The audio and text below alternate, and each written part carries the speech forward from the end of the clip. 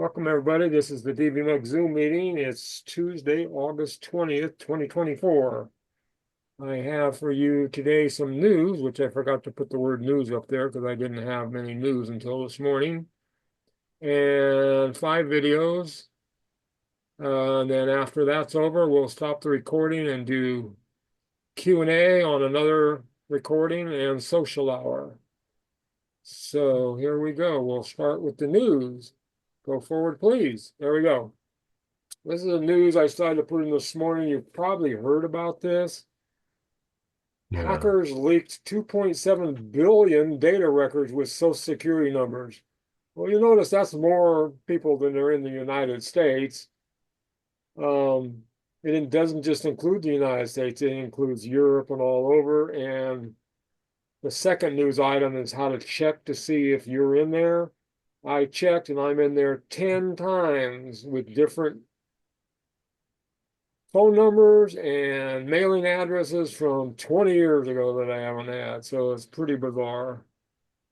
And there's a way to check if you're in there if you're interested. So we'll go to that first article. Here it is. If you're interested, I posted this link on the BBS this morning, and you can go look this up along with the next article. If you want to read the article, there's a link to read that. It was actually a follow-up. This happened a few days ago that it's even worse than what they said because they posted them all in the clear, unencrypted on a public website for anybody to see. And they were up there for a while until that was a mistake. It was like worst thing possible. So this is how you go look up to see if you're in there, and you will be at this address here. They want your first and last name, and I think your date of birth. Sure. And then they give you a list. It doesn't include, you have to see, it shows the last 2 digits of your social and then your partial phone number and the snail mail address. You can figure out if you're in there. And I was listed 10 times. So Did you then a question? comments, questions about that Yeah, topic? this is Lynn. I had a quick question about it. I went and I did find mine with a few times that it was hacked, and then I didn't know whether to press the button that says to have them do something about it. Did you? There's nothing they can do. There's nothing they can do. The That's what I button to do thought. more, I pushed it too. It goes to a paid website where you pay them to do something extra. Okay, that's what I No, thought. no, it's out there. There's nothing you can do about it. Yeah, that's what I thought. Okay, thanks. It is a good idea. Good idea, and I've done this, and I know Rick's done this many years ago, is lock your Yes. Experian and TransUnion and lock those accounts so they can't pull any new data Yeah. about you and apply for credit cards in your name because they'll have your social, they'll have your date of birth, they have your address, they have your phone number, they have all that information. Yeah. I did that a few years ago too. It's a good thing to do. It's a Thanks. good thing to do. When you go to do a credit check, do one of those annual credit check things, they always ask you questions like, which one of these addresses did you ever live at? And that's obviously off that database because I see all my former addresses there. Yeah. Right. So it's also, if you haven't already done it, is turn on 2-factor authentication on anything that matters. All your email needs to have 2-factor because if they hack that, they get reset codes. Anything you spend money on, anything you care about, they have 2-factor. Turn it on. Have a recovery cell phone number in that account so they can text you whenever something changes or somebody tries to do something nefarious or log in from a new device or change your password. They'll text you and you have to have the code within 5 minutes or whatever to do it. You don't have possession of your phone. Somebody else is trying to do it. It won't work. So that's just regular stuff you need to do today, unfortunately. John, can I follow up on that? Absolutely. 2.7 billion? I know the number doesn't make Records? sense, but I'm in there 10 times. That's Okay. records, not people. Right, right. Okay, okay. I have a count, you know, everybody, how many people in the United States? 300 million times 10? That's still don't equal 3 billion, right? Yeah. But it's not just the United States. It includes Europe. I don't know where else. Probably Canada and Yeah, you read the article about it. It has the information. Hey, I beat you. I was in there 13 times. I had to step away. Are you talking about the Social Security breach? Absolutely. Yeah, they got me too. Yeah, They got everyone they got yeah. everybody. because they hacked this master public database, Yeah. which I guess all the credit unions and everybody uses, the government. So what I want to know is, in this day and age, why is it that all these corporate and government and other agency databases are still getting spear-phished attacked like this? I mean, how does that keep happening? Apparently, it's a phishing attack that goes to individuals and they're stupid and they click. And that lets That's what them they call into this. spear phishing, where they target specific individuals with. I guess the dumbest ones, you know, the receptionist or somebody. Not that all receptionists are dumb, but Why would they have access to all this There data? you go. they don't have access. They just want to get into the network. So they want to get into a computer that's on the network. Okay. And then they send a little bot in there to go and harvest. Yeah, the worst thing, it was even worse than the original story. Like I said, that was found out that the whole entire database was uploaded to a public website unencrypted where anybody could get it for a Yeah. little while. It was a mistake. It's like, oh my God, now it's it's just a pure zip file of the raw data, public website download. Who is So, NPD? I believe it stands for National Public Database. And exactly who that is, Yeah. dude. yeah, you can go read the article. I posted on the BBS. It's that link. It's at beepingcomputer.com. So it's the headline story there. Just go beepingcomputer.com. You'll find it. They're the ones that broke the story. Then everybody else has repeated it. Beeping. Bleeping. I never heard of them before. Okay, shall we move on? So it's actually one more. So the answer to that is it's the public use data file from the NPDB public use data file from the Health Resources and Services Administration of the U.S. government. Wonderful. And it contains selected variables from medical malpractice payment and adverse licensure, clinical privileges, professional societies, and then there's a whole bunch of other stuff. And the Social Security. Somehow they got access to that. But that, Probably still running on an IBM 360 in COBOL or something. Yeah, they hacked. They got into the network somehow and roamed around. That's unbelievable, but that's the way it is. Okay. Okay, these are the videos we got. 5 videos. We don't want to get to the end, and that's fine too if you want to give it up for Q&A anytime. None of them are particularly that long. Okay, here we go. That's the one that broke this morning, so I added it. I thought this was interesting from Ellen. How to remember the location of your parked car using an iPhone, either automatically or manually if your car doesn't have Bluetooth. There we go. Go for it, Ellen. In this video, I'll show you how to have your iPhone remember the location of your parked car so you can easily find it later. Your iPhone can remember where you parked and help you get directions manually or automatically. It can even tell you how long the car has been there, which is helpful when parking in a garage that charges by the hour. You can manually adjust the parking spot, share the location, write a note, or add photos. Overall, it's a great feature, and here's how to use it. To have your iPhone automatically remember where you parked, you'll need to do this in the Settings app. So we'll open Settings, we'll locate and tap on Maps, we'll scroll to the bottom,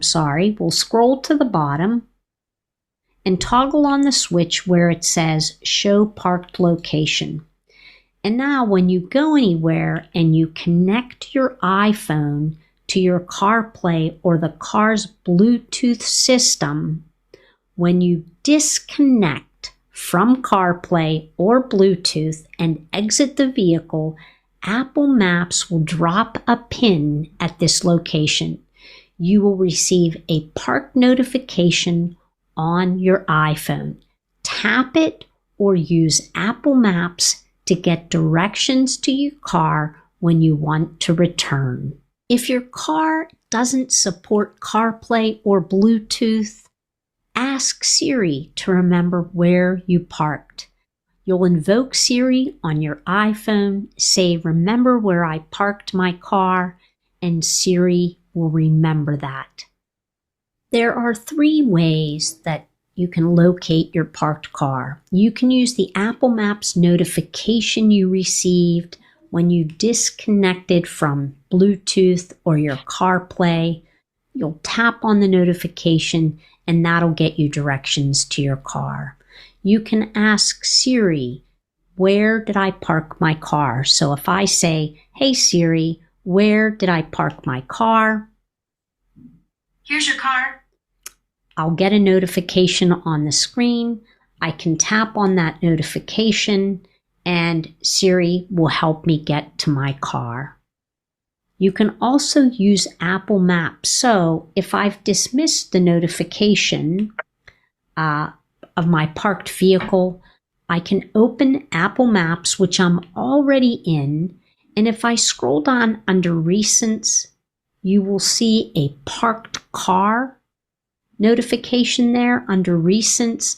I can tap on that and you'll see that it shows me the directions to the parked car. It'll even give me coordinates if I want, and I can also do the following. So I'm going to tap the X so that you can see how this works. I'll tap my parked car and I'm going to go ahead and close it out. And let me swipe down and you'll see that the parked car is still on the map. If I tapped on the parked car where it's located, it pops up a screen, and here I can share my parked location by tapping on the share icon. I can add a note if I want to. So maybe I want to add a note with the phone number of the garage that I'm parking in. So in case I need to call the garage, I could take a photo if I wanted to of the location where my car is. I can also physically move the car if it's not in the right location. So if I tap on Move, I can take and move the car a little bit so that the car's in the right location, and I would tap on Done, and so it moved the car a little bit. So these are all of the features that are available in Apple Maps for where you've parked your car. One thing to note is the parked car location does not sync with iCloud, so it won't sync across your devices. If you're having trouble with the parked car location feature and you're thinking it's not working, remember that your iPhone will ignore the locations that you frequently park, such as work or home. However, if you need help getting it to work even in new locations, here are some quick tips to fix it. Make sure that you're updated to the latest version of iOS. Try and restart your iPhone. And then the last option is we're going to go into the settings area. We're going to locate privacy and security, go ahead and tap on location services. Be sure that that's turned on, and then scroll down to where you see system services, which is all the way at the bottom. Tap on system services and be sure that significant locations is toggled on. For seniors, this feature on your iPhone can make finding your parked car much more straightforward. Apple Maps can automatically save your parking location by connecting your iPhone to CarPlay or Bluetooth. If your car isn't compatible with these, use Siri to remember where you parked. You can then locate your vehicle using notification Siri or Apple Maps. This is especially useful in large parking areas and when paying by the hour. Additionally, you can add notes and photos or share the location with others to help you find your car later. Thanks so much for watching. I'll see you next time. Okay. Find that useful? Anybody use this feature? Yeah, I have. I love it. Yeah, good. I've never tried it. Oh, yeah, it's great. I'm going to start using it. I Yeah, didn't realize. it's been around a while. Yeah, I use it, but I just use the Siri, remember where I parked my car, and then that's what I do too. That's what Yeah. I do. I can't remember parking locations on iPad. Does anybody know if that uses up a lot of your data time on if you have a No, it No. shouldn't. I was thinking loading that map, does it load a map automatically when you do that? And if you do that in some remote garage, it's got to use your Xfinity time or No, it's nothing. No. And Okay. but in settings, you might want to put down allow while using on maps. okay. All it does is set a pin on the map. You can then click Yeah. the Maps app, the pin is still there when you want to go home. Open the maps again, the pin will be there. Then it's using the map data while you're navigating back. But while you're gone, no, it doesn't use anything.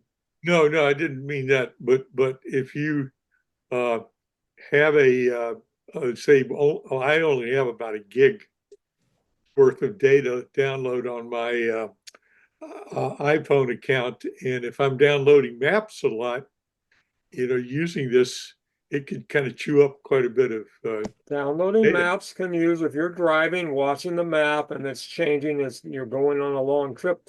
It has to download the map data as it goes. Yes, it does use data. Sure. But then when you get there, dump the map. yeah, Or depending on how much space you have on your phone, newer iOS version, I think this was in the last version, you can download the map in advance for as large as area as you want. Yeah. So if you have lots of space on your phone, you could download the entire Bay Area and you wouldn't have to download any data in the future. I have 256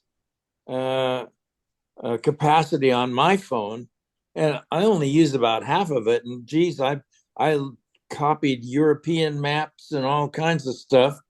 But of course, when I'm done with it, I throw it away. Yeah, that's a good idea. Thanks. yeah. I got a question here. She gave directions about going into settings and then go to maps, and then at the bottom it says show parked car location.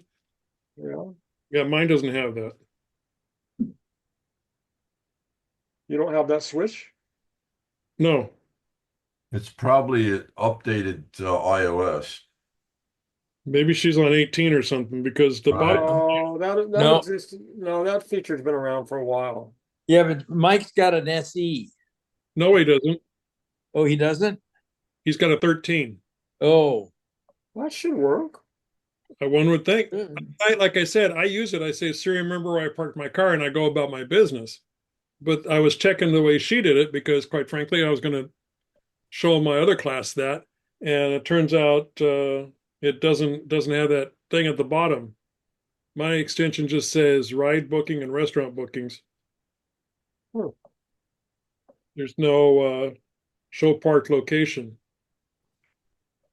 Are you paired with Bluetooth or CarPlay with your car? Yeah, Okay. but I didn't do it in my car. I think I could do it here, and my car's parked out in front. I could just give it a go. But it, like I said, it doesn't have that option. As long as it works. Like I said, okay. I didn't know if anybody else had that. If they were, because I like to try and follow along while they're doing this. Right. Then I get a glitch, and it's like, well, I mean, my operating system's up to date. I don't have that location either. I mean, that option either. So What kind of phone do you have? 11. 11? I have an 11 and I do see it show park's location down at the bottom. What's your Oh. what's your iOS version? The current one. Well, what is it? I mean, what is the 17. current one? 17.6.1, I think. I forget. What is the current iOS version? I don't know. Just go to settings in general about, and it'll tell you what you've got. 17.6. Yeah, I've got 17.6.1. Yeah, that's what I have. Okay. I've got an old SE2 and it shows on mine. The one thing I made sure to do was to go up to locations and have while using turned on. Yeah. Yeah. Mine shows show park location, but it says a connection to your car's Bluetooth or CarPlay stereo is required, and I don't have Bluetooth or CarPlay. Oh. Well, On that's that, when you can just say, Siri, remember where my car is. Yeah. with restaurants fast to the left. Okay. I'll remember that you parked here. Oh, What did you just say, Sylvia? In the grocery store, slide it to the left. Yeah, I'm sorry, I take it back. I do have that setting way at the bottom. Yeah, way at the bottom. Way at the bottom. It's at the bottom. Show Yep. park location. Your car, under your car. And it does say you better have it connected to Bluetooth on mine. Settings, maps, and I go to the bottom, like I said. Ride booking. Allow photo providers to use your photos. Below that, extensions, your car. If you have only extensions and know your car, something else is I don't have it. not your car. Oh, It's- is it possible that my Apple AirTag that's in the car will give it permission to save it, the location? Well, if you have an Apple AirTag, you can just do Find My AirTag and Yeah. do that. Yeah, I guess that's true. As long as you're not parked out in the middle of the Sahara Desert, you should be fine. Well, to have it automatically remember your location when you disconnect from the car, you would have to have it paired via CarPlay or Bluetooth. Like she said, if you don't have Bluetooth, you can just tell Siri, remember where I park my car. You don't even have to own a car. It just drops a pin wherever you are on the map. Don't you have to own a car. You'd probably also just say, remember this location. Right. yeah, or bus stop or taxi Right. stand or Right. or hot dog stand, whatever you want. Right. My question is, will Siri continue?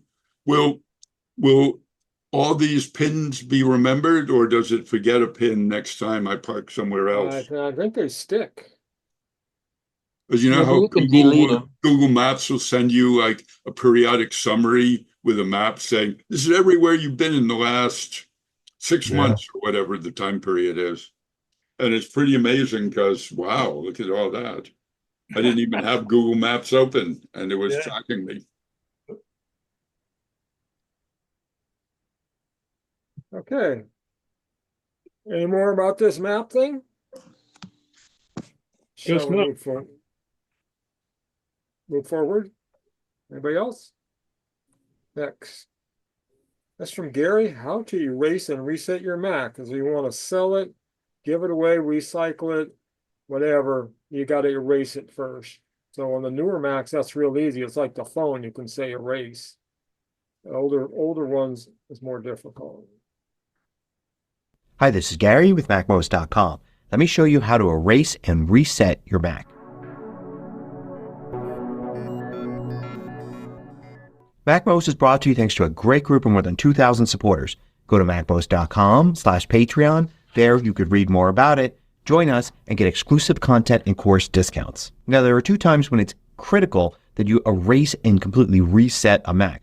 One is if you're going to sell it or give it away. Even if it's to somebody you know, you should erase it and give them a new Mac that they can make their own that has none of your personally identifying information on it. Another time you want to completely erase a Mac is if you buy a used one. Even if it appears to just have been erased and reset, you want to do it for yourself to make sure that there's nothing left behind by the old owner. Now, how you do this depends on the Mac model and the operating system installed on it. The main place to go to get all the information you need is this page at Apple's site. This will walk you through all the steps here. I'll be able to show you how to get started, but I can't show you all the steps as I can't screen record while I'm erasing my Mac. And I don't really want to erase my Mac to demonstrate this anyway. Now, the important divider line here is if you've got a Mac that's running macOS Monterey or later, that's the 2021 version of macOS, and it either has Apple Silicon or it's an Intel Mac that has the T2 security chip. So only the very last Intel Macs that came out. If your Mac is running something before Monterey, or if it's an older Intel Mac, you can't use this technique. Instead, you're going to have to do something different, and I'll show you that at the end. So the first thing you probably want to do before you try to erase your Mac is go to this page and read through it. It will tell you what's going to happen so you have an overview and know what to expect. Of course, it goes without saying that you already have all your data off of this Mac. If you've moved to a new Mac, you've moved all your data there. You have tested it and make sure that you have everything. I find it's often handy, even if you don't plan on using that Mac ever again, to keep it around for a few weeks or even months just to make sure. You never know when there might be a piece of data you left behind by accident, and it'd be nice to have it there. But as soon as you erase it, you won't be able to get any of that back. So if you're using macOS Monterey or later with Apple Silicon or a very late model Intel Mac with the T2 security chip, you don't have to restart it into a special mode and use disk utility or do any of that. You can erase your Mac right from System Settings. All you need to do is go to the Apple menu and choose System Settings. Note that in macOS Monterey, this is called System Preferences, but it's the same thing. You go into System Settings here. Now you're going to want to look under General for Transfer or Reset. However, in macOS Monterey, it's actually not under General. It's in the main list all the way at the bottom, and it's called Erase All Content and Settings. When you click this, it's going to give you a button here that allows you to erase everything. So you can click that, and then it's going to ask you to authenticate with your user account password, and then you can unlock this part here. It's going to tell you when your Mac was last backed up with Time Machine. If you didn't just back it up, you should definitely do so. Then you can continue past that, and then you're going to get to this screen. This is as far as I will go because it's going to actually try to quit all apps after this, and then I won't be able to screen record anymore. But this is giving you a list of the current user and any other users that are on this Mac, maybe one you forgot about, and it will tell you, of course, that it's going to erase all of this. So you want to be very careful continuing past this point. Note that at any time you can go up here to the menu bar and see you're actually in an app called Erase Assistant. And here you can quit Erase Assistant at any time.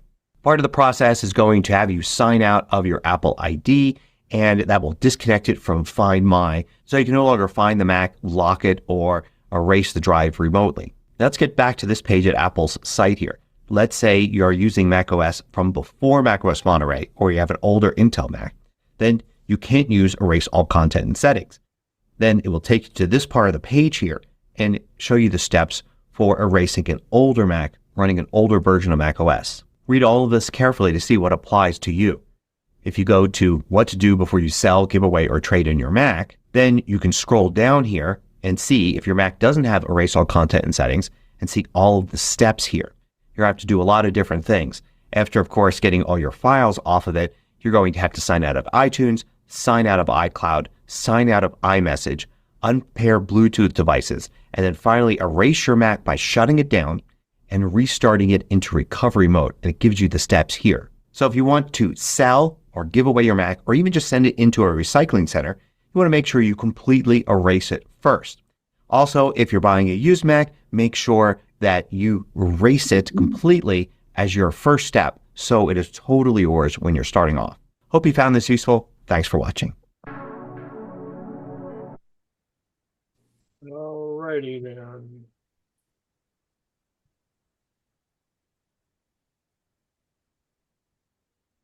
Comments, questions?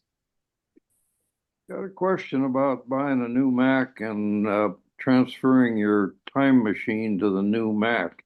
Can you continue and retain the old Mac on the same disk? Or absolutely.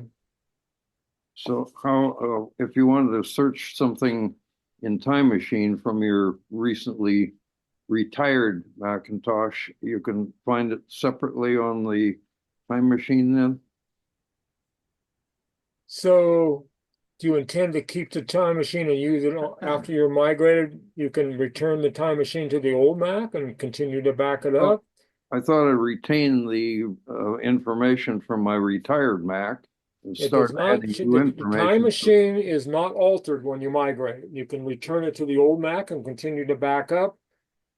A lot of times you can attempt to, it'll ask you, do you try to back it up on the new Mac to the old time machine, it'll say it already exists. Do you want to inherit the backup? And Yeah. it will attempt to do that, and sometimes it'll fail and it won't work. If your drive has really, been on the old Mac for a long time, you might be better off buying a new backup. Yeah, it sounds like a new multi-terabyte. More than likely, the Drive old is time different. machine is the old file format, and the new way on the new machines has a new file format that works with time machine that's much better. So you might be better off just starting over. Okay. Vern, how big is the drive on your new machine? Well, it's smaller than the one on the old machine, but the time machine is 8 terabytes. So Oh my God. goodness. Oh, God. You don't need a time machine much bigger than about 150% of your, maybe 200% of your existing drive. I just chose a big one, the biggest one I had to set it up as a time machine. So Yeah. The only problem is when an 8 terabyte machine fails, what do you do then? Yeah. you got a problem. That drive, I would attempt to do inherit the backup. Since it's so huge, it's probably okay to try. Yeah. If you want to reuse it, Nope. see if it'll work. If I it would doesn't, if it recommend that says if it you're can't, going to- the problem is if it says it can't inherit it, you could always erase it and start over, but then you would lose your old backups. Yeah, okay. Well, it sounds like you start from clean everything, including time machine is the best route. Drives are so cheap that what I would recommend doing if you're going to move to a new machine, because I also have huge time machine backups because I have 8 terabyte drives. And basically the more drive, the more it'll save old versions going back. It won't start clearing out the old stuff until it runs out of space on the time machine volume. But when I moved to a new machine, it took forever because it had to sort through all that data to find the stuff to migrate to the new machine.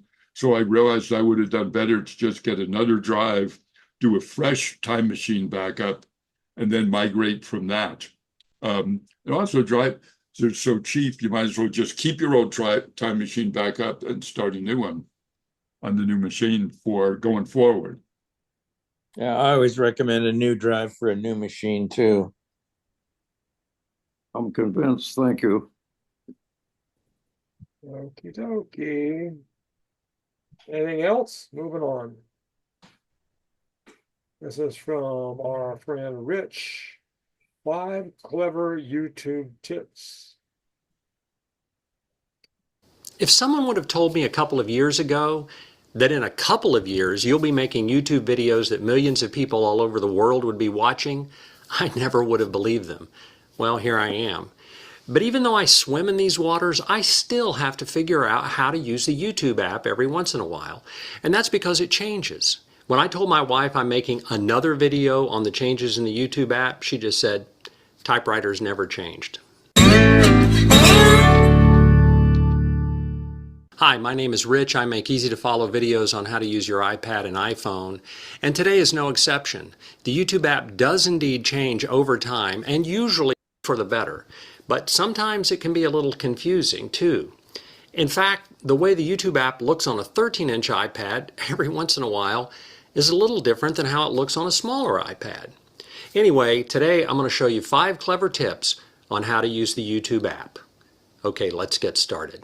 Okay, first up is chapter viewing. A lot of times when YouTubers put a video up on YouTube, they put chapter markers in the video. And sometimes you'll see that in my videos as well. I try to do it almost on every video. But knowing how to navigate those has changed just a little bit. And it's actually for the better because you can see things a little bit easier. So let me show you how chapter viewing works. So we're going to open up the YouTube app. We'll open up, let's say, my video right here. Oh boy. And of course you get a commercial because why not? We'll skip that. And so now I have my video playing. And if you'll see there's a little word right here that says more. Sometimes you'll have a little arrow over here, but here we've got the word more, so I'm going to tap on more. And when you go over here you'll see something that says chapters. And if you tap on view all, suddenly you have the chapters that I've put in the video along with the title of the chapter. So now you can skip around a lot easier. If you watched my video and you just forgot one thing like, how to use the shortcut, you can just tap on it like that and it'll take you immediately to that part of the video. And that's just a handy little way to skip around in videos so you don't have to watch the whole thing if you don't want to. Of course, if it's my video, I do hope you're watching the whole thing.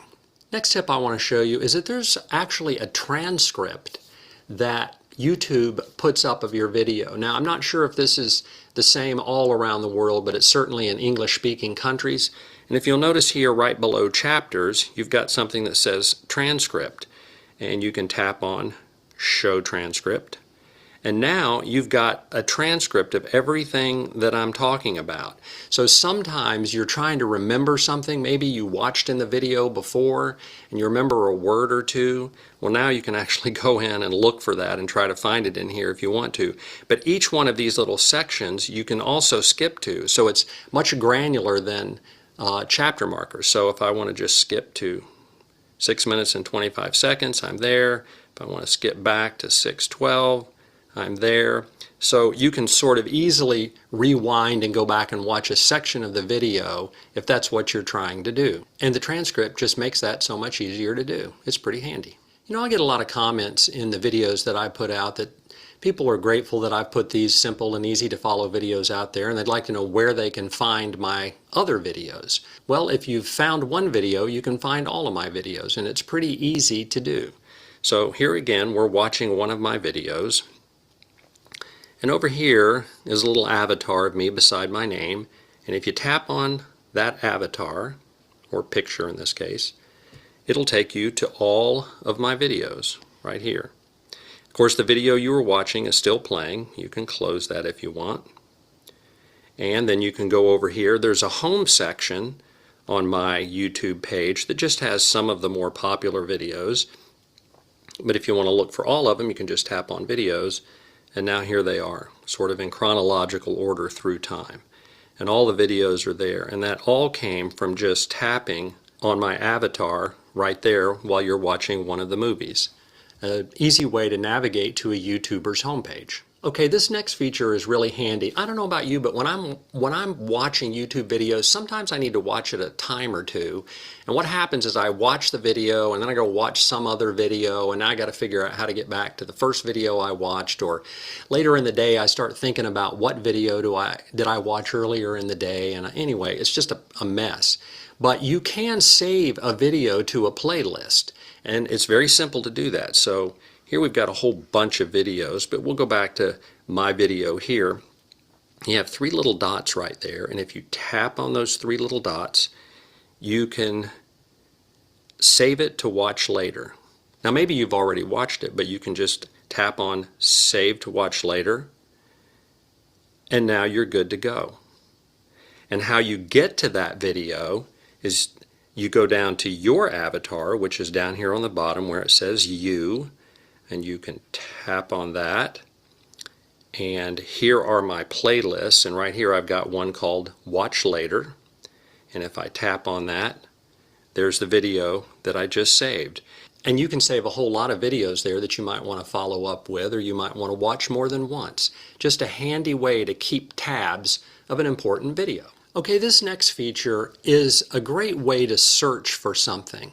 So normally when you search, you'll go up and tap on the little spyglass and you'll type in your search term right there, and then you'll try to find what you're looking for. But I'll give you an example of an easier way to do that. So I'm going to go back to my videos. I'm going to tap on all of them, and I made a video recently on an executive L-shaped standing desk that I just loved. So if I tap on that video, and this is the Vernal Executive L-shaped standing desk, and I tap on More, now I have some hashtags that are up here, and sometimes YouTubers will put those hashtags in. So I put in hashtag Vernal Standing Desk. If you just tap on that hashtag, now it will show you all of the videos that other YouTubers have made on that Vernal Standing Desk. And so it's an easy way to just quickly look and find a whole batch of videos using a hashtag. I think that's pretty cool. That's an underused feature, and I've been using it recently, and it's so handy and so much easier than searching. Okay, the last thing is pretty simple, but I do want to show it to you, and that's how to like and subscribe. If you tap on a video like this, a lot of YouTubers will say, you know, give it a thumbs up and subscribe. Well, how do you do that? Well, subscribe is easy because it's right there and you can tap on that. But to give it a thumbs up, you just go over here and you can see there's a thumbs up and a thumbs down. If you don't like the video, you can give it a thumbs down, but if you like it, you can give it a thumbs up. And you can tap on that just like that, and you can tap on subscribe right there, and you've subscribed. And that's all there is to liking and subscribing. When you tap that thumbs up, the YouTube algorithm notices that and then promotes the video more so that more people see it. So it's helpful when you do that. But that's why you like and subscribe. You know, I hope these little tips help you navigate the YouTube app. I'm sure I'll have to make another video in about a year when everything changes again. But in the meantime, thanks so much for watching, and I'll see you in the next video.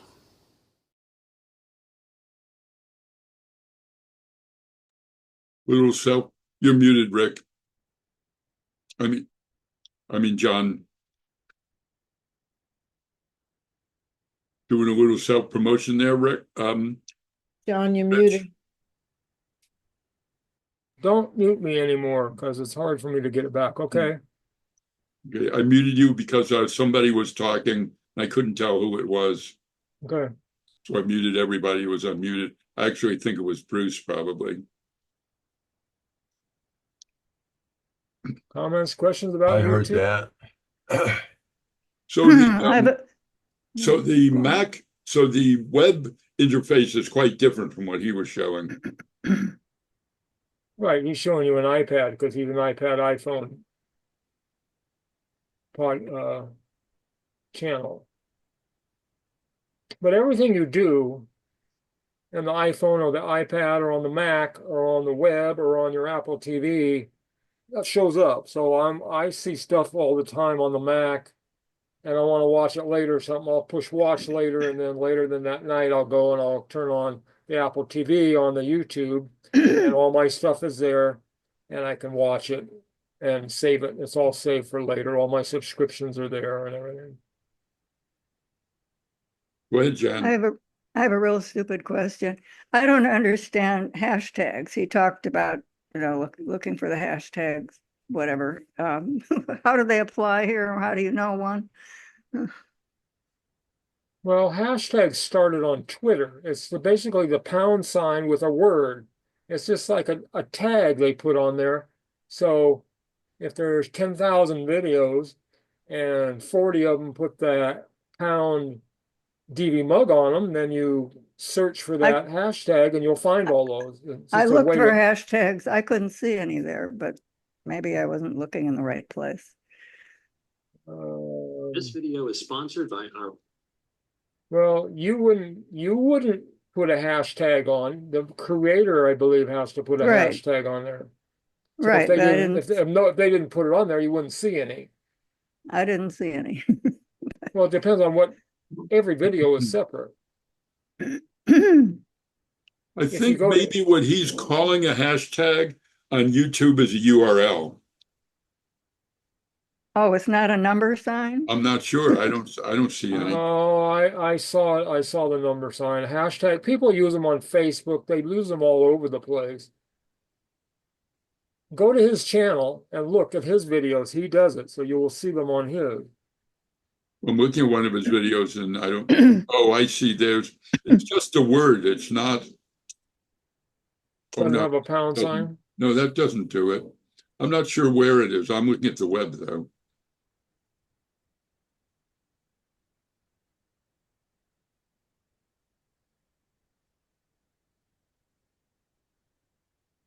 Okay, anything else on YouTube? Questions about YouTube?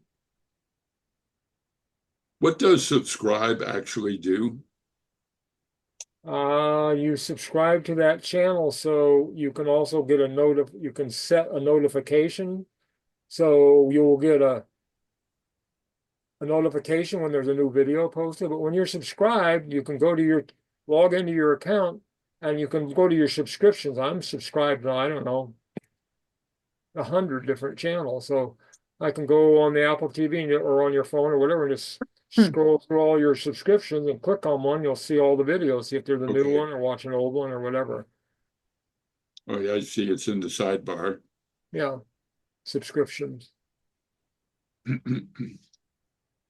Yeah, you should subscribe to DVMUG. I do.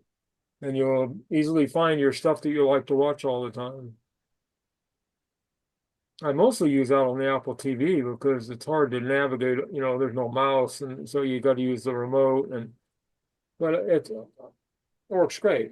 Everything's there, exactly the same. I've got a question. If you subscribe to YouTube, in other words, you pay them extra for their. No. Subscribe to people's channels is free. It's just think of it as a bookmark. It's a YouTube bookmark. I'm talking about, maybe subscribe is the wrong word, but I'm talking about when YouTube offers you the chance to pay them $10 a month for a special service. That's a completely different thing. Yeah, exactly. That's what I mean. But that's what I'm talking about. I presume some of you have done that. What extra features do you get? On YouTube itself, what the feature you get is you don't get commercials. You don't get the commercials spliced in. YouTube TV is something else entirely. It's a live TV DVR service that has nothing to do with YouTube. Thanks, Kenji.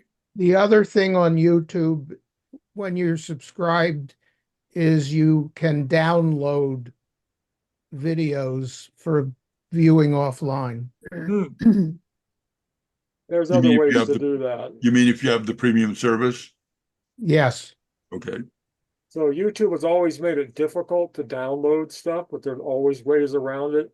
There's been different apps over the years, and they change it, and they have to get around it. Currently, there's one called Downie, DOWNIE. It's not free, but it works great.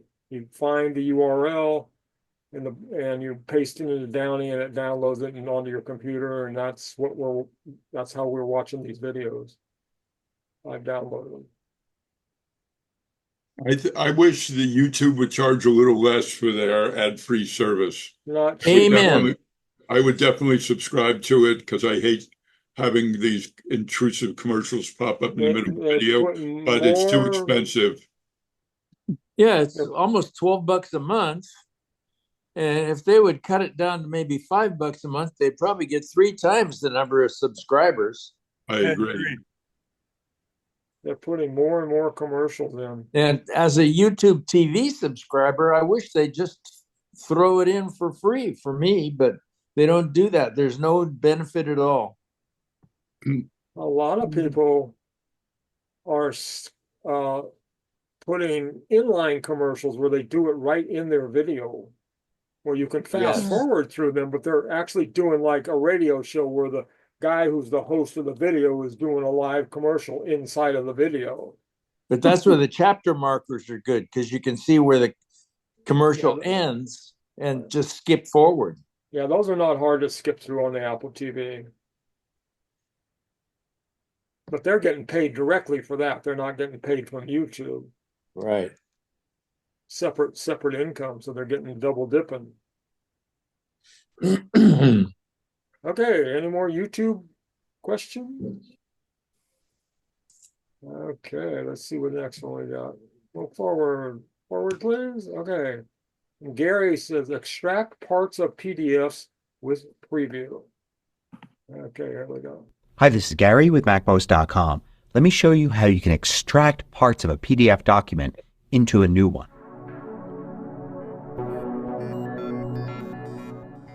MacMost is brought to you thanks to a great group of more than 2,000 supporters. Go to MacMost.com/Patreon. There you could read more about it, join us, and get exclusive content and course discounts. Now let's say you have a large PDF document and you want to take just individual pages from it and make a new smaller document. Or perhaps you just want to take parts of a page and make a new document from that. So I have this example document here. If I double click it, it opens up in Preview the default app for handling PDFs. If I turn on thumbnails, I can see it's just got 7 pages. But let's say I want to extract only 3 of those into a separate document. A simple way to do this is to duplicate the document first and delete the pages you don't want. So I'm going to select the file here in the Finder, and if I choose File and then Duplicate, or simply use the keyboard shortcut Command D, I have a second copy of it. Let me open up that second copy. So let's delete the pages I don't want. Since I have the thumbnail showing here on the left, I can just select a page by clicking it and then press the delete key and it deletes that page. I can select a range by clicking on one and then command click to click another. So I have these 2 pages selected. If I press delete, it gets rid of those. Let's get rid of one more page here like that. And now if I save with just Command S or File Save, then I've saved it and those pages should be gone. Let's close it and take a look. This original document here is 3.5 megs. This new version is 2.9 megs. I got rid of one of the 2 pages that had an image on it. And those images take up most of the space. Another way to do this is using copy and paste. So let me open the document again. And this time I'm going to select the pages I do want to keep. So I've got the first one selected. Let me command click and select the 3rd page and command click and select the 6th page. I could have used Shift to select a range. So I just have those 3 pages selected. I can now go to Edit and Copy or just use Command C. Now I can go to File and notice the first item is New from Clipboard or Command N. If I use that, I get a new untitled document with just those 3 pages. I can use File Save or Command S and I could save this new one here. And let's close both of those and we know what the size of this one is. This one here is much smaller, 1.2 megs. So I definitely cut out the larger image in terms of size and a few other pages as well. Now let me show you another method that's even easier than those. If you open this up in Preview and have the sidebar here, you can drag any individual page into the Finder and it will create a new document for that page. So for instance, let's drag page 2 just out here to the Finder. It could be to a Finder window or to the desktop. And it's going to create this new version. It's going to use the same name but attach parentheses dragged to the name. And if I look at this file, it's just this one page here. You can see that's all that's there. And of course this is very small. This page doesn't even have an image on it. So it's tiny. Now you can use this to easily export lots of different pages. So I could drag this page out. I could drag this page out. I could drag this page out. You can see now I've got 3 different documents, each from a different page. But you could also select multiple pages. I'm going to select this first page here and I'm going to Shift click to select the range 1 through 3 and Command click to select page 6 as well. So these 4 pages, if I drag now, it's going to drag all 4 pages out. And when I look at this document, you can see it's got those 4 pages. So this is by far the easiest method to quickly create a new PDF document with only the pages you want. Now let's say instead of extracting whole pages from the PDF, you only want to extract a portion of a page. So in Preview, you could do that. When you open it up, go to the page where you want to extract something. Go to Tools and choose Rectangular Selection. Then you could just select an area. I'm just going to select the top here. And with that selected, you can go to Edit Copy or Command C, and then go to File and then New from Clipboard. And this will create a new PDF that just has that section in there. You can see there's just this one page here with just that section. Now there's a little bit of a problem with this. You can see here it's just text, so you would think that now this is going to be a pretty small PDF. Let me go ahead and save it, and I'm going to save it as just text like that. And then I'm going to get info for this file, and you can see it's 632K, which seems pretty big. And in fact, if I were to drag and drop this first page out and create a document of just the first page, you can see that that is 632K. So what's happening here is this document actually includes everything on the first page, but is cropped to only show you the section that you want. This is probably done because PDF pages are complex and there's lots of instructions with overlapping elements. So Preview is just keeping it simple by taking the entire page and cropping it. So this image here, which takes up a lot of space, is actually included in this document, even though you can't see it. And you would think there would be a way to get around this. Like maybe if you go to File and Print and try to print just that text there as a PDF and export it like that, then it certainly looks a lot different. You can see it puts it on a whole page, but it is the same size. So that image is still in there even though it's not being shown. You would think that using the markup tools and then putting a square over this, let's make the square white, and then let's get rid of the border there. And now you can see I basically marked this out. And now if I try to export it, you think, well, it doesn't have the image anymore. But in fact, this is still the same size. It's a little bit bigger because it includes that square now. But there is a way to do this using the redaction tool. It's under Tools here. You can see there's Text Selection, Rectangular Selection, and Redact. So the first thing we want to do is extract this page. So I'm going to drag it out. Then I'm going to open up this new document that just has this one page in it. Then I'm going to go to Tools, Redact, and I'm going to dismiss the warning, draw around this, and redact that section. Now I'm going to save this, and when I check this document here, it's now tiny, 30K. So by saving it with the redaction on, it's actually removed the item there. Now if I don't want to see that black box there, I can now, after I've saved it the first time, go into the markup tools and I can draw this rectangle over it, make it white to match the background there. And when I save, you can see I now get a document that just is missing that piece there and is fairly small in size. Now there's no real easy way to extract sections and build a PDF document from those sections, but you can do it if you really need to. So the way I would do that there is I would use the rectangular selection tool and I would grab a piece. So I'll just grab, say, this piece here. I will do Command C to copy and create New from Clipboard. So this is my new document here. Then I'm going to go to another section. So let's say this section right here, and I'll select another rectangular area and I'll do Command C. Now there's no way for me to paste this in here, but I can go and create another new document from the clipboard. And with the thumbnails on for each one of these, I can drag from one to the other like that. And you can see now I've combined these two sections in this one document, and I can save this document. Now you have the same issue with that it's a cropped version of the full page, but you can use that redaction technique as an intermediate step. It's a lot of work, but if it's something you don't do on a regular basis, you just need to do it for a particular document, then at least you know you can get it done. In fact, the way I would do it is just simply select the thumbnails you want from the original document, drag them all to the Finder to create a new document from it, open that up, redact the areas that you want to get rid of, and save it. And if you have to, then open it up again and put white boxes over the redactions. So there are a whole bunch of different techniques that you could use to create a new PDF from parts of an old one. Hope you found this useful. There you go. Whoops, go back. Go back. Okay. Comments, questions? I love this feature. What I do sometimes, you're on a web page that has lots of stuff, and you only want to save it as without all the extra stuff. Reader view to read it is great, and then you can say print to PDF, and you'll get a PDF with the essentials of what you want to look at. And then you could delete the pages you didn't want if it's got extra stuff on there, and end up with basically a new, kind of looks like a new document. Doesn't even look like the web page. I do that. It works great.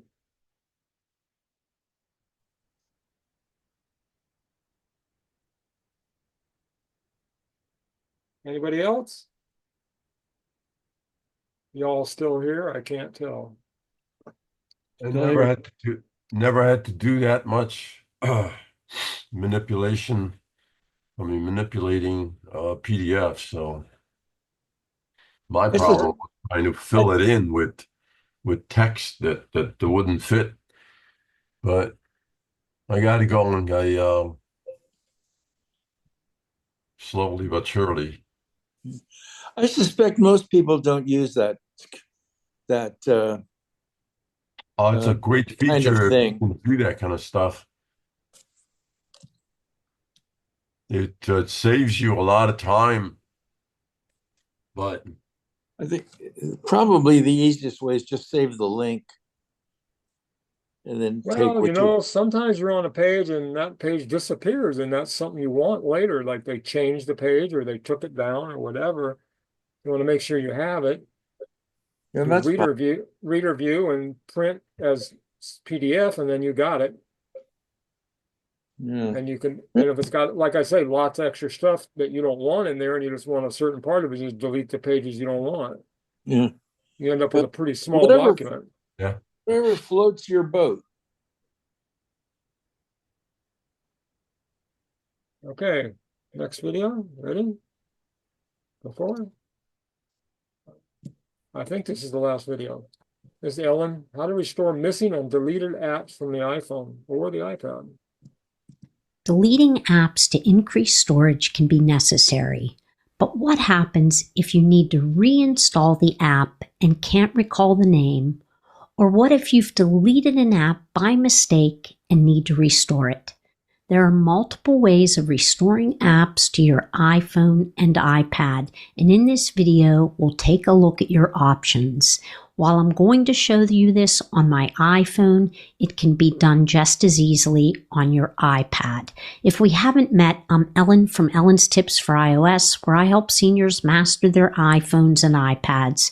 If you find the video helpful, give it a thumbs up and subscribe to the channel. Let's get started. Let's start with the App Store. Inside the App Store, you'll find a section called My Apps, where you can access a list of all the apps you downloaded on your device, including ones you deleted. The App Store allows you to locate and install apps you previously had quickly. So what we'll want to do is we'll want to open up the App Store. So this is the App Store icon. Now you're going to tap your profile in the upper right corner, and now you're going to select apps. My options may be a little different because I have family sharing turned on, but you should maybe see a list of your apps. If you come in and you see My Apps, go ahead and tap on My Apps, and then tap on the tab at the top that says Not on this iPhone. Here you'll find a list of all the deleted apps. Locate the app you want to reinstall and push the iCloud button next to that app. The app will now be downloaded to your iPhone or iPad again. Most Apple native apps will appear in the My Apps list, but you may need to search the App Store for a few like Mail or the Journal app. What if you've hidden an app in the App Store? Apple allows you to hide app purchases you made from the App Store. If you have hidden some apps, you may need help finding them in the My Apps list. So to restore these apps, you'll have to head over to the App Store again. So let's do that. Let's locate the App Store. I'm going to open the App Store. I'm going to tap my profile in the upper right corner. And the first thing I'm going to show you is how do you hide an app?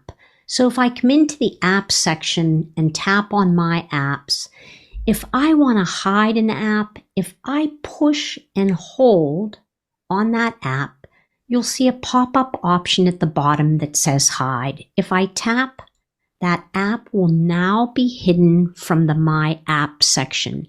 Now, if I want to locate that app, I'm going to tap Done in the upper right corner, and I'm going to come back into my profile. And this time, I'm going to tap on my name at the very top.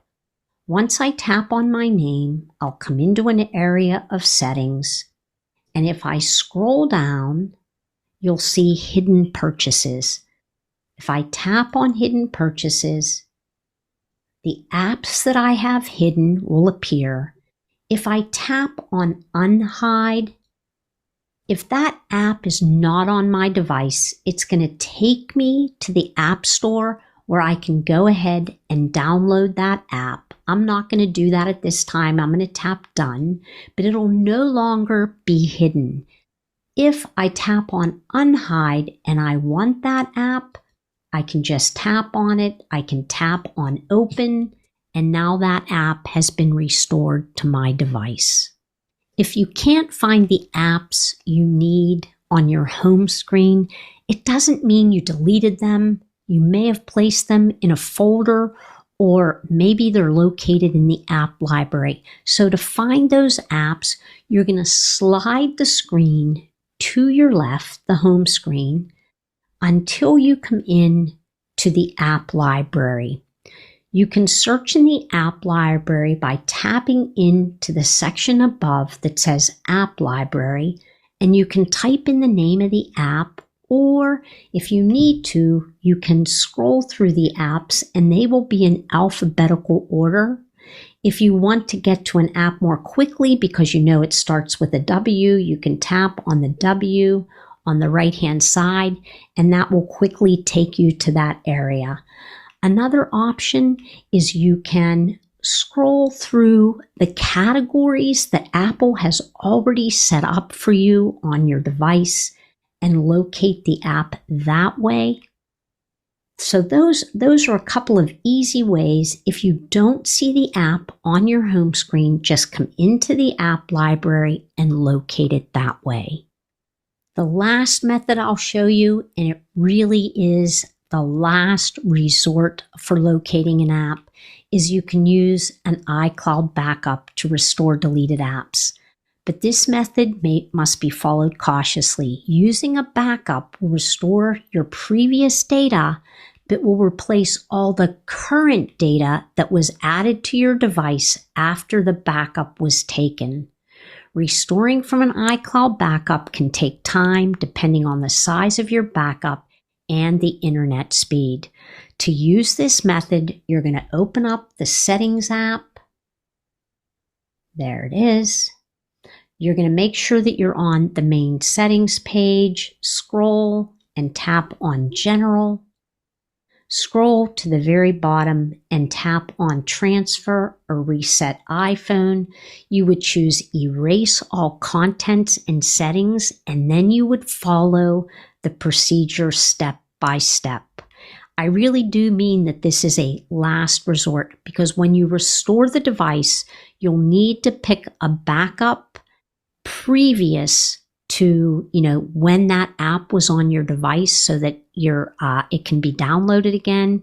But this really is a last resort option.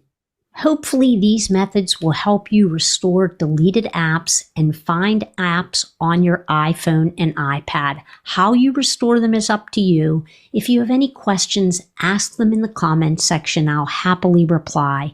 Thanks so much for watching. I'll see you next time. Okay. Man, that last resort thing That would be a terrible way to I would never do get an that. app back. I would never do that. So scrolling through my not on my iPhone list there, and I assume that's with everybody, there are hundreds and hundreds of apps there. Yeah, everything you ever downloaded since you had iOS, absolutely, it's all there. And then there are certain apps that I've discovered where it just says, contact the developer. This app is basically it's no longer available. Right. They can't get it in the App Store anymore. So you can't re-download it. That's kind of strange because you can have an old phone with a working app and you don't realize that it's old and hasn't been updated and it's not available anymore. When you migrate to a new iPhone, it doesn't migrate the apps from one phone to another. It re-downloads all the apps, and if that app is no longer in the App Store, it'll say, you try to launch it and it says, sorry, this is no longer available, and you can't get the app anymore, even though you had it on your old phone working. When it also happens is like I have my phone set to automatically save space by offloading unused apps. It offloads it, but it's not saving it anywhere. It's going to re-download it from the App Store when next time I want to use it. And if the app has become unavailable, I've lost it. Exactly. Well, there's that, and there's also a lot of people, I know myself, I've downloaded a few apps when they initially came out and they were free because they wanted to get some buzz going. They're not free anymore. Not free anymore. You know, my students, they're going, well, it's not free. And it's like, well, sorry, it was for me. That used to happen all the time when Chris did the iPhone SID. He would recommend, so there was used to be an app called, I forget what the name was, but it was apps for free. It was like apps that were currently free for a limited time, and he would recommend that every month. So there was like a promotion. You get it free now and it's not free later. So as long as you got it for free and you keep updating it, it's free. But if you ever do one of these things like offload it or migrate to a new thing, then you got to re-download it, then it's not free anymore. It was called Apps Gone Free. Yeah. And there were zillions of them, but most of them weren't worth downloading. Now, it used to be a big promotion to get, to find that's how people will get noticed. A new app nobody heard about, they'd make it free. It would get promoted everywhere, and then people would talk about it, and that's how it worked. But they don't do that so much anymore.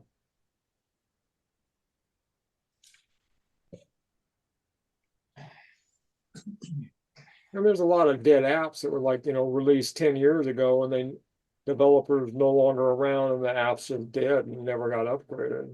Yeah, because people weren't using them and nobody wanted them. Yeah. But Kenji, you're right. I'm surprised. I thought maybe I have 2 or 3 apps that I bailed on. But man. It's shocking how you go in there and you say, how many apps you've downloaded over the years that you don't use anymore. Yeah.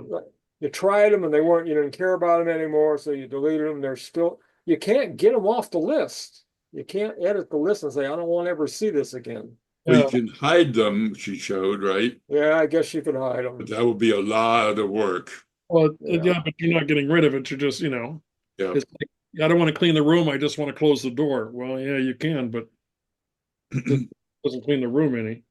Maybe think about that next time you think about downloading a slightly spicy app. I guess that's what the feature is for. If you wanted to hide something from somebody, I don't know. Okay, so we're done with this topic. We move on to general Q&A. Yep. Okay, for the people watching on YouTube, DVMUG members can get the link to the next section of general Q&A video on the BBS, and we will have Q&A recorded there. And after that, we'll go off the record and have social hour. So I will now end the recording. Wherever I do that, I'll stop my share. I